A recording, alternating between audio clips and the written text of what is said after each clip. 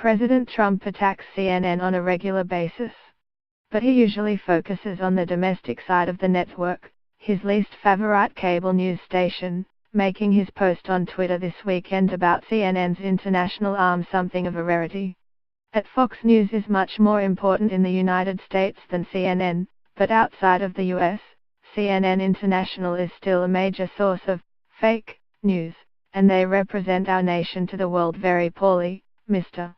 Trump wrote on Saturday. The outside world does not see the truth from them. Also notable, Mr. Trump's comments came hours after President Vladimir V.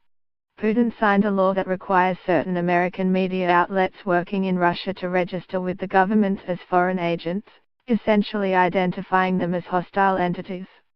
Mr. Putin's allies had previously signaled that CNN International could be affected. For now, CNN appears untouched by the new regulations in Russia. But with an ongoing investigation into possible ties between allies of Mr.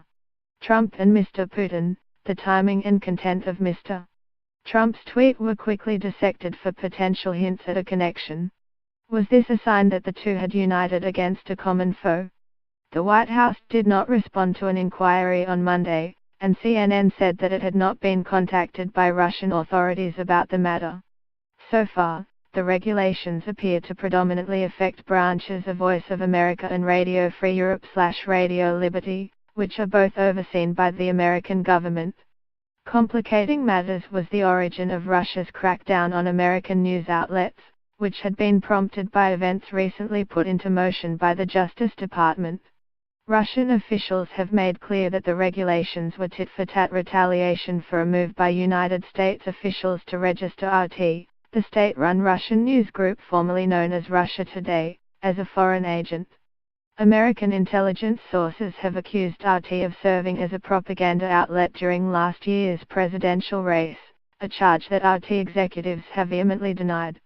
In the United States, the foreign agent label is usually assigned by the government to identify foreign lobbying groups.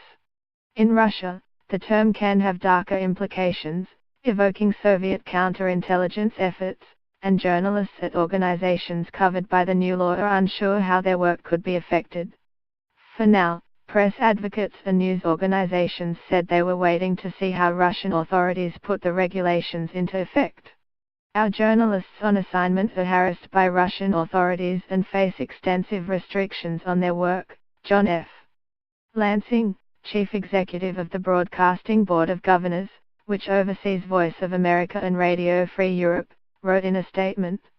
Mr. Trump has denied any collusion by his campaign with Russian officials, and he has denied that his White House gives preferential treatment to Mr. Putin. His tweet about CNN International, however, was roundly condemned by journalists and political figures from both parties.